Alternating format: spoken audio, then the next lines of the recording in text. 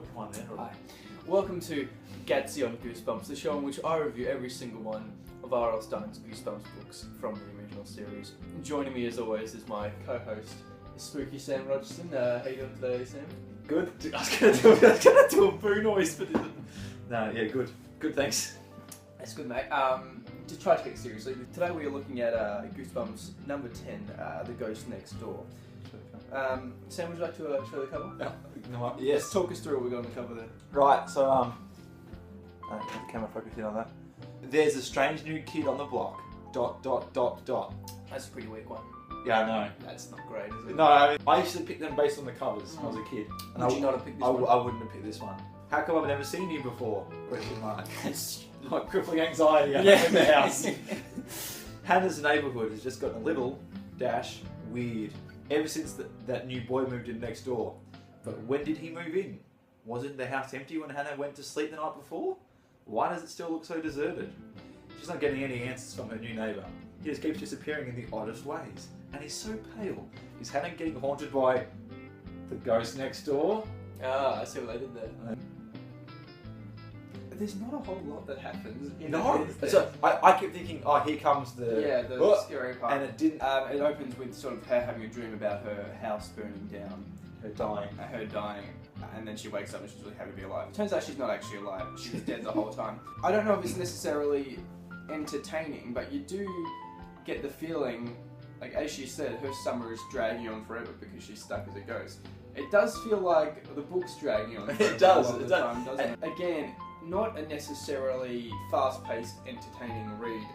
Not at all. Hannah's pursued throughout the story by a black figure, which racial undertones, which tries to hurt her down the street when she rides her bike. and tries to like capture her.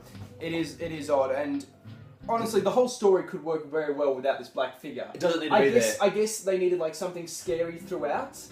Because without that, it's just literally just her in her house walking throwing around a ball shops. against the wall. Yeah.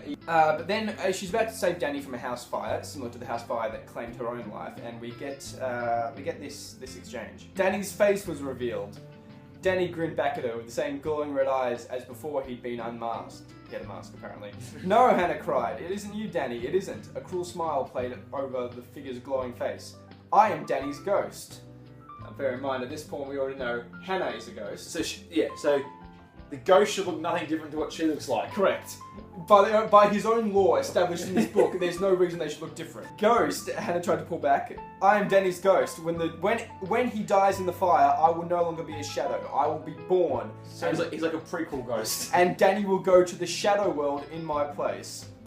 First mention of the shadow world in the entire book. It is. How did he get here? Why is he there? I mean, look, you can tell he's near the end of the book. He's like, oh, who gives a shit? Yeah, fucking shadow world. The kids are scared. Already.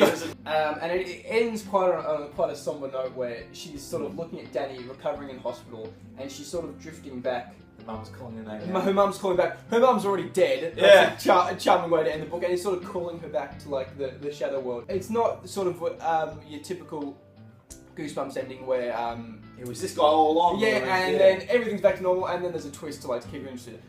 The character's dead. Yeah, the character you've been following the whole time is dead. And then remains dead, and then dies again. Presumably goes to hell. Would you say it's is it very different to other Goosebumps books? It is certainly in the way it's an oddity. Like it is, and I think I can sort of appreciate it more having read the previous 9 books. But if certainly for someone like you who's only read this one first time in a long time, it's kind of a boring entry. It's weird. It's mundane, like intentionally. But it's like the classic Goosebumps formula. It's only like 90 pages. You like fast-paced action the whole time. Yeah. So certainly, I think if you're a Goosebumps fan, this is certainly an oddity in the series and worth checking out. But if you're only a casual fan, like a casual Rogerson here, probably stick to something like Night of the Living Dummy or perhaps The Haunted Mask. That's all for this week's episode of Gattsy on Goosebumps. Would you like to take us out with my standard catchphrase? If it ain't scary, it ain't hairy. Yeah, it is quite scary with me. Please join me next week in which I discuss Goosebumps number 11, The Haunted Mask. Thank you for watching, and as always, keep it spooky. That was really, really close.